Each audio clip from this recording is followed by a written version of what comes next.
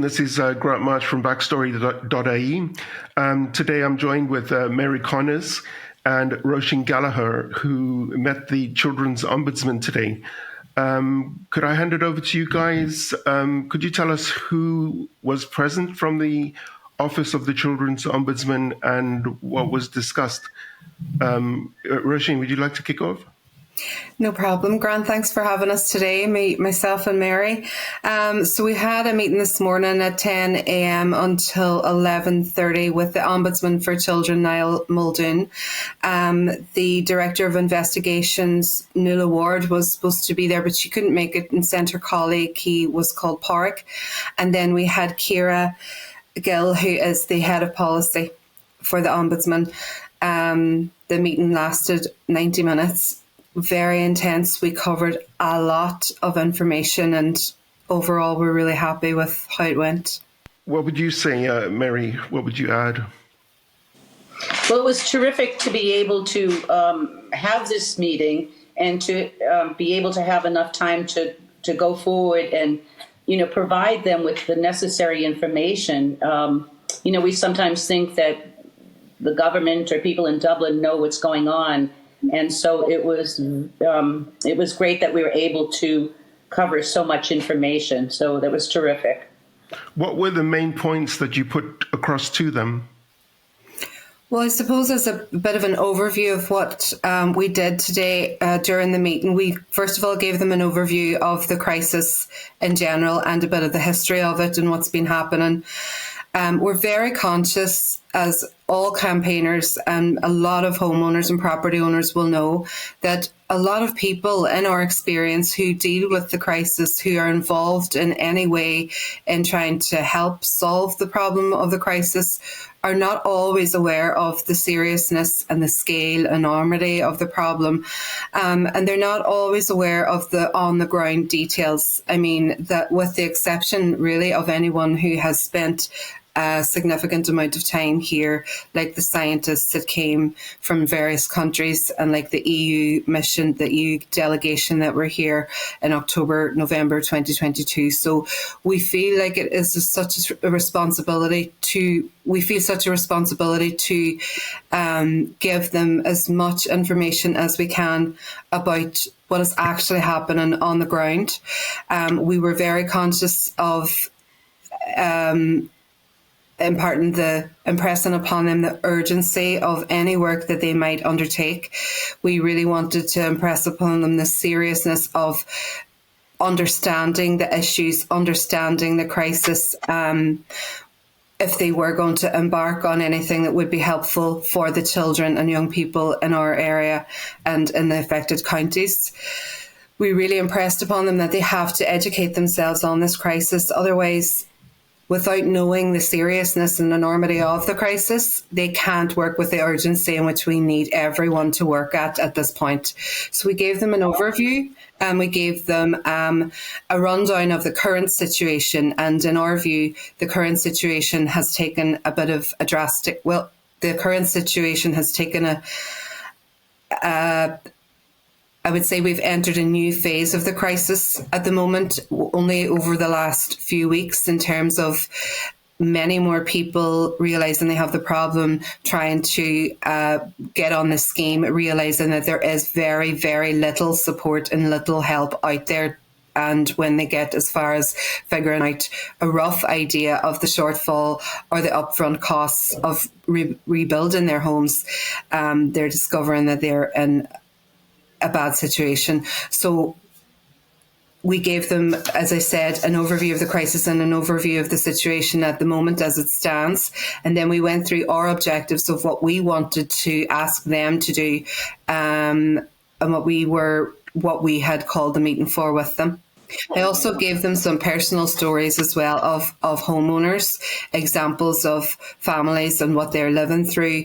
I read out some comments that I had received. I told them some stories that I'd recently been, people who had called me recently with unbelievable stories and horrific situations from everything that we told them.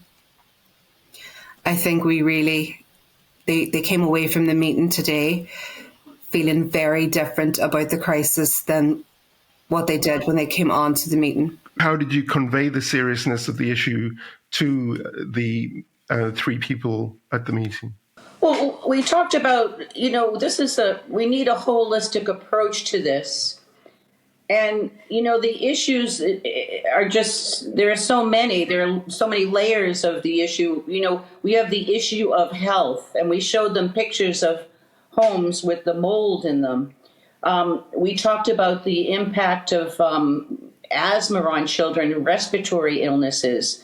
Donegal is has the highest rate of emergency hospital admittance for children with asthma. So, there are statistics out there that will show that this area is definitely in need of assistance. Also, the mental health and what's going on for children at home and at school. And then you take that with the parents are dealing with the financial stress of this. And then on top of that, they're trying to deal with the bureaucracy. So, we were able to stress a lot of those points, and look at it like this is trauma. This is cumulative trauma over a number of years, and that children are still impacted by this, and there are no resources for the children to assist them. So they did talk about that. They felt that their knowledge had been widened, that there were many nuances that they understood. They saw that we were child focused, and that they were definitely child focused in how they would be trying to work with all of this. I kind of stress that because Donegal has been in the lead with a number of homes and trying to work with the government, that they would really see this as a template for other counties, because we know that this is going to happen. We know from what we've learned here in Donegal that it took time for people to come out. It took time for people to grasp all of this. The 5 stages of death and dying. This is very much. This is what the whole process of having a defective home is. You're in denial first, then you're angry. You don't accept it because you're still fighting. You're still waiting for the government to assist you in the proper manner. And I can't stress enough the whole issue of that this is a government-made crisis. And they got that. I also stress that back in 2006, 2007, Letterkenny was the fastest growing community in all of Europe. So there are thousands of homes in Letterkenny that haven't, people haven't even, come forward like we know they should be. We had a campaigner, and he said he's been to 900 houses, and 820 of them are defective. That's just one little snippet there. But anyway, we stressed so much, and I think that they were really listening. They had questions for us, clarifications. And, Roisín has been very good at sending them other links so that we have all of the links, that will, show the things that have been done, how we're treated in the doll, so they're getting a lot of information.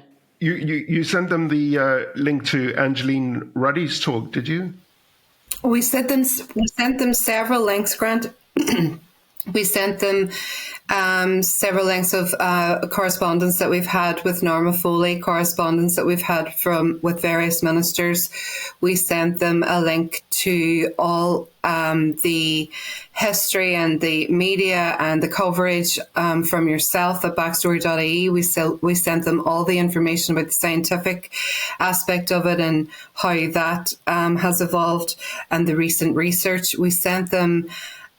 I sent them a huge document after I did send them a link as well to a recent survey that we have done in the Mental Health and Youth Redress Focus Group.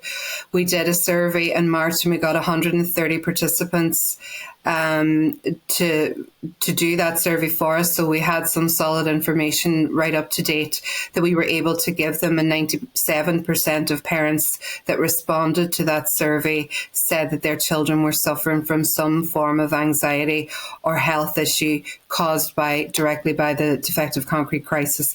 So there is a whole range of additional information that we did send them. But I guess as far as objectives of what we were trying to do with the Ombudsman, I probably could read those out for you if you want, of what Sure. we were actually asking them to do. Yeah, please do. We said to them as well, we were wary of, things that they couldn't do and that maybe they would be limited in various areas, but that we asked them to, when they would be liaising with different departments or different agencies, that they would be very forward in reaching out to possibly people they wouldn't normally reach out to. So we asked them we said that we wanted a large scale study or report on the physical and mental health impacts of children and young people living through the defective concrete crisis. That we stressed that there was huge and chronic neglect spanning over a long period of time, and still now today, where there have been very little studies and reports done on the impacts of the crisis as a whole. We stressed to them as well that a lot of the information we were giving was information about the scheme, was information that was about what parents were going through, but that directly links back to obviously the effects that has on the family as a whole. And that's why it's very important for them to understand the crisis as a whole, and not just what is directly affecting children in terms of their schools, libraries, community centres, sports centres, that this is a family-wide issue that everyone in the family is affected by, as a direct cause of the neglect shown so far by our government. The other thing that we asked them to do was to pull together, liaising with every department and agency possible to ensure all areas are covered and that everyone shares this responsibility, working together diligently, efficiently and with urgency. And we stressed as well that in a lot of scenarios up to date, we have often been told this is a Department of Housing matter, where actually this is a multi-departmental issue across all departments and all agencies, affecting, going through the whole, what am I trying to say? Yeah. So we have asked them to give us recommendations on various supports and resources and a pathway forward with timelines. So we want them to come back with their report and suggest supports and resources that we might be able to get. We also want them to push for those those resources and supports to be put in place, not just to recommend them. And we also asked them to push as far as they could the support hub proposal that the redress focus groups have been fighting for 3 years, because that also directly links straight back to the family and to the suffering of the children going through this crisis. They have a specific remit outlined on their website. Of these requests that you put forward to them, did they say that they could do all these things?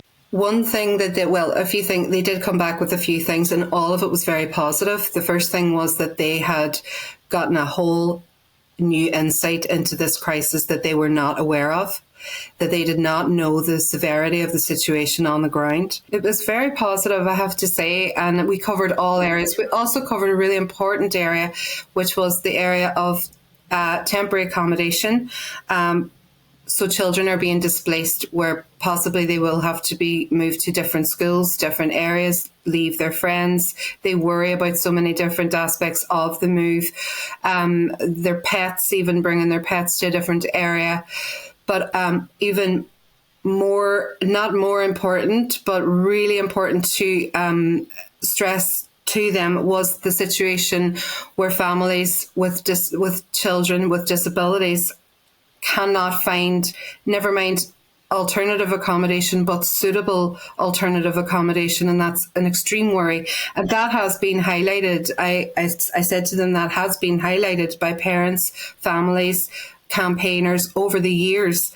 And not only is that not being provided, but their calls for that urgent need are being completely ignored. So there's nothing in place. There is no plans to even put anything in place for temporary accommodation, but also for these children and families who can't move out of their homes because they have special circumstances, different needs, specific needs. So they're forced to stay in these homes as they deteriorate rapidly. So that was a big one that we stressed to the Ombudsman and his colleagues on the meeting.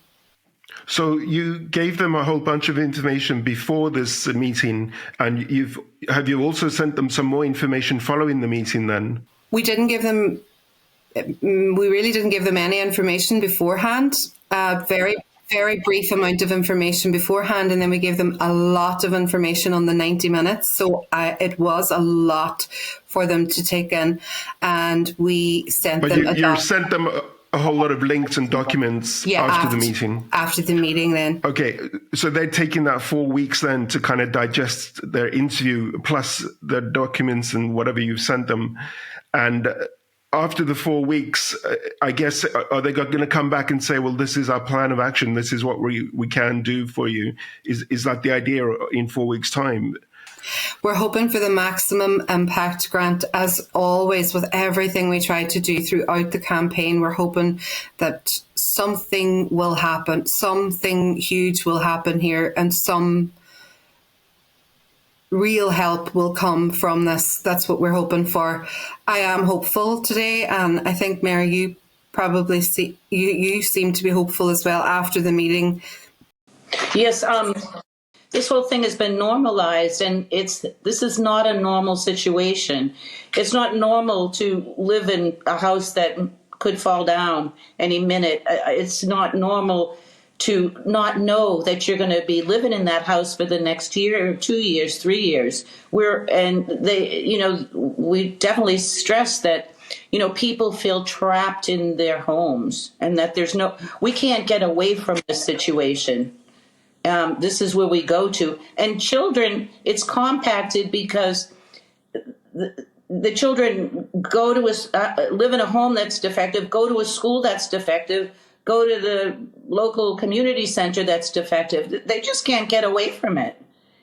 Well, some young people have lived their whole lives in a defective home, right? Oh, absolutely, yeah.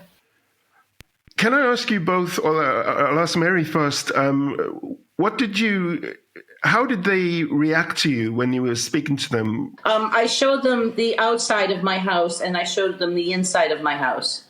So they got it. They got that when I drive up to my house, and it looks frightening. And then to come inside and then see more cracks in the inside. They got that.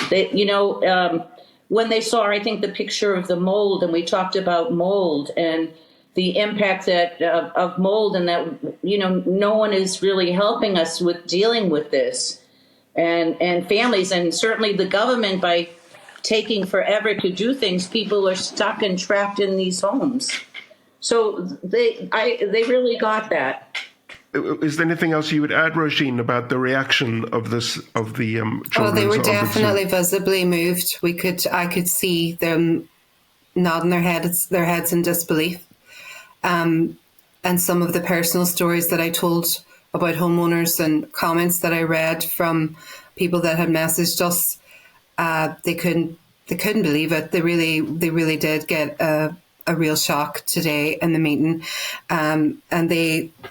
Yeah, visibly, I could see emotion in their faces. It really was impactful. Yeah. Okay, so we really need to wrap up now. Is there anything else you'd like to say, Mary, before we close? I'm just really pleased that that they responded and that they gave us the time, because so many times, we're getting the shaft from other departments, especially the housing department, even recently the minister O'Brien speaking in the Dáil, just the meeting in the Dáil, and how we're treated with contempt, or that, we have a second grant. Aren't we lucky? Well, no, we're not lucky, because it doesn't include all the things that we need to be included in order to get our lives back. And the whole process, nobody can tell you. Roisín, what, 3 years? Roisín, 3 years. No, 4.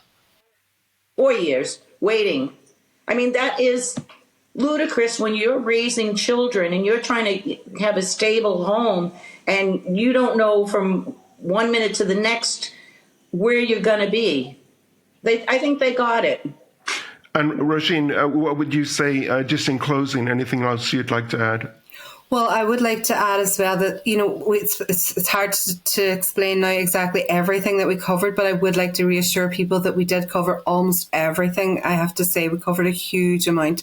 We spoke about the IS 465. We spoke about the housing agency. We spoke about the distress that people are under, having been on the scheme for years, then getting their recommendations of demolition downgraded by other engineers, equally qualified engineers, just because they have to go by this IS 465 made up standard, and so we explained all that to them as well.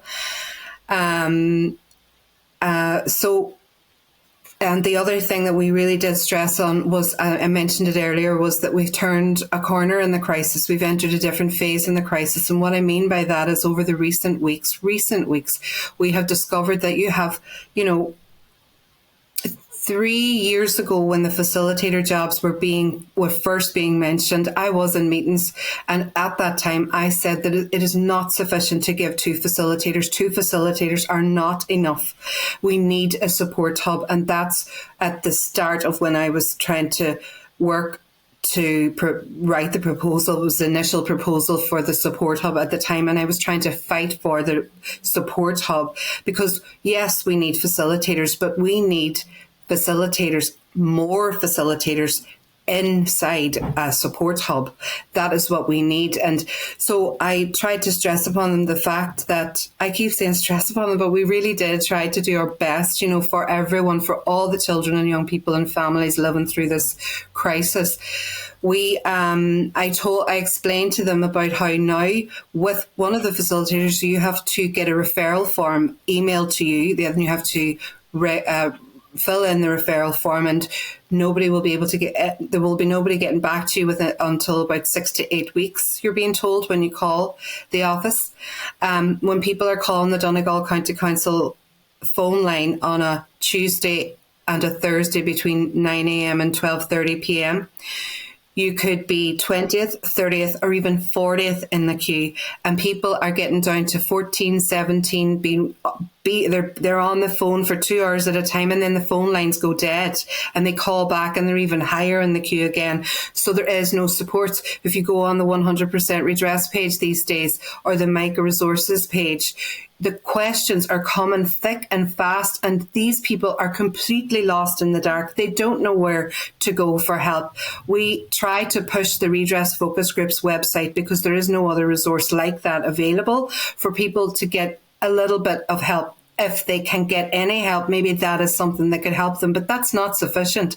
And the IDP were providing free counselling for families, which includes children. And I told them that counselling, the funding must have stopped, but that counselling has stopped. That's not available, that free counselling for families going through the defective concrete crisis at the moment. I myself am getting far more phone calls than I've ever got in the last recent weeks, and other campaigners are saying the same thing.